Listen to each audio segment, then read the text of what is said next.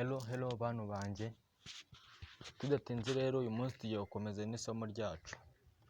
Mbanza kubabwira ko ugomba gukora subscribe kugira ngo ujye ukomeza kubona amavideo yacu, kandi nyine wanakunze aya masomo yacu wabonye ko yakugirira akamaro, wanayasharinga n'abandi bakayabona. Rero urabizi YouTube channel yacu yitwa All About Application. Bishatse kuvuga ko ari ibintu byose bigendanye na application. Urumva twigisha application zose zishoboka. Nabwo ufite ikibazo wavuga ati hari application nshaka umunsobanuriraho yatanze kuyikoresha, tukayigufashamo nta kibazo. Ibyo ngibyo biroroshye, nicyo YouTube channel yacu ibereyeho. Uyu munsi rero tugiye kureba zimwe muri settings za application zikoreshwa cyane ku isi. Iyi application nta yindi ni Facebook Lite. Abantu benshi bakoresha Facebook Lite ariko bakaba hari ibintu batazi gukoresha, kandi ibyo bintu ari ingenzi kuri bo. Ubu mbonereho no gusubiza umuntu wambajije ati ese kuki maze imyaka 3 kuri Facebook Lite ariko nta bafollower njya mbona, yewe posting ifoto nkabura like n'imwe, ukumva nyine ni ikibazo. Ukumva ati uyu nguyu ugiyeho ejo bundi nta n'ukwezi gushize ari gupostinga video cyangwa ifoto kuri Facebook ikagera ibihumbi n'ibihumbi by'amarayike, ukibaza wowe umaze imyaka 2 impamvu nyine utabona izo like. Uyu munsi rero nibyo tugiye kureba. Ufata telefone yawe nk'uko bisanzwe, then ukajya ku rubuga rwa Facebook Lite, urayifungura ugashyiramo account na password byawe. Ako ngiye kwa ko isanzwe irimo ibiri update nyine, niyo mpamvu bahise bayima gutya.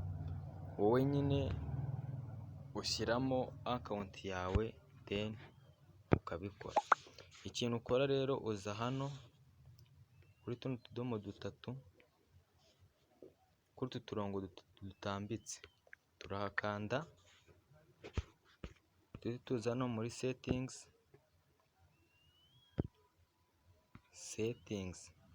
ukanda kuri settings gusa, na ukanda hariya hejuru kuri settings and privacy, tukakanda then ukamanuka hano kuri follower and public content, turahakanda.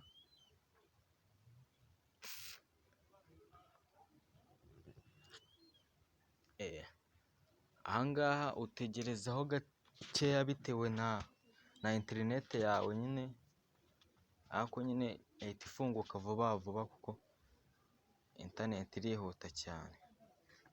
Okay, then bahita baguha tab imeze gutya. Urabona aha handitse ati, tutagiye gusobanura amagambo menshi, aka konyine karanditse ati who can follow me, ninde wamfollowinga, ninde wankurikirana, ninde wankurikira nyine tu.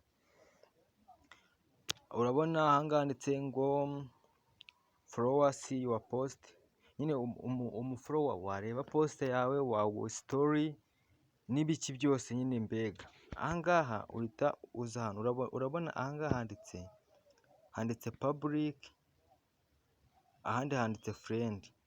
Bivuze ko ikintu upostinze, nk'ubu ngubu ukuntu Fibi yanjye yari imeze, nanjye urabona yari yarapfuye. Ubu ahangaha hano handitse friend, umuntu ndamutse postinze umufriend, inshuti yanjye nyine niyo yabona iyo post gusa. Wawundi wamwomfaminze nanjye nkamukomfaminga, uyu niwe wenyine wabona post yanjye.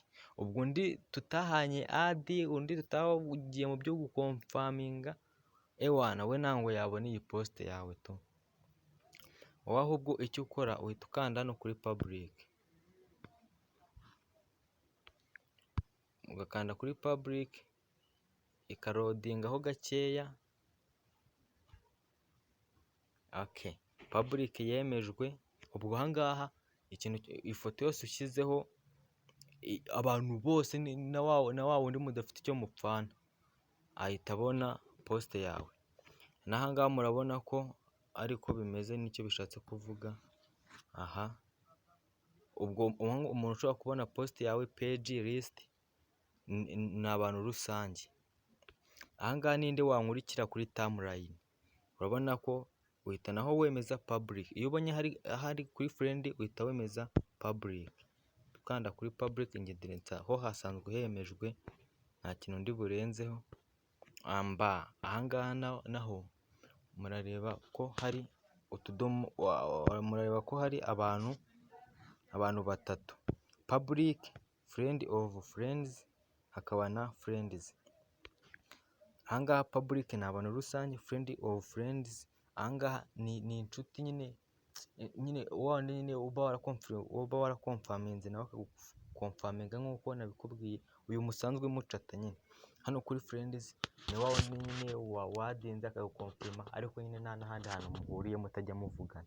Ariko friends of friends ni wa wundi noneho wandika SMS akagusubiza, wandika SMS agusubiza, wandika SMS agusubiza. Uyu ni wowe wemerewe kubona post yawe. Ubwo njyewe wa wundi nadinze nawe akankomfaminga niwe wemerewe kubona post yanjye. Ubwo wowe uhita uza ugashyira kuri public. Ariko nanone ubu ahangaha ndimo ndabwira abantu bashaka kubona amalike menshi, ariko ushaka ko post yawe iba umwihariko ku buryo wenda abayibona ari inshuti zawe gusa, nibwo uhitamo hano kuri friends of friends. Iyo ushaka ko post nyine yawe idasagamba cyane, ugashaka ko post yawe ibonwa n'inshuti yawe, nibwo ukanda kuri friends of friends. Ariko ushaka ko post yawe imenyekana ikabonwa na buri umwe wese, ushyira public. Tujye dukanda no kuri public, dutegerezeho gake deni byahindutse, murabibona. Dukomeze. N'ahangaha urabona iri kuri friends.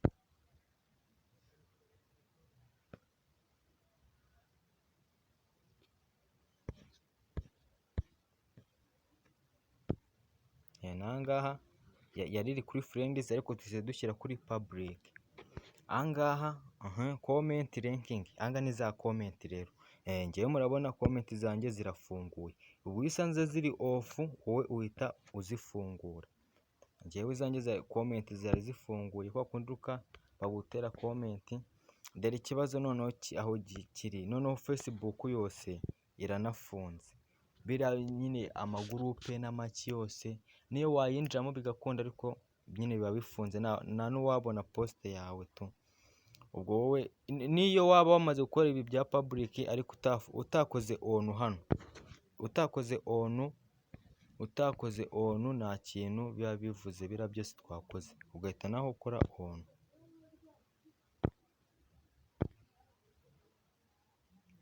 Okay.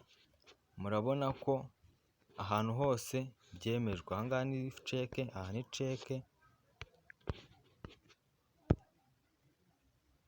aha ni check, aha ni check,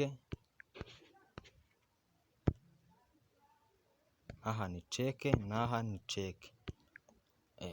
Thank you very much kuba wakurikiye iyi video. Ubutaha tuzareba n'andi ma settings. Ahangaha twareba ukuntu wabona post yawe yajya irebwa cyane. Ubutaha tuzareba utu twose, ni ibintu tuzagenda tureba mutazi, utu twose tuzagenda tutureba, kuko ibi byose ni umwihariko.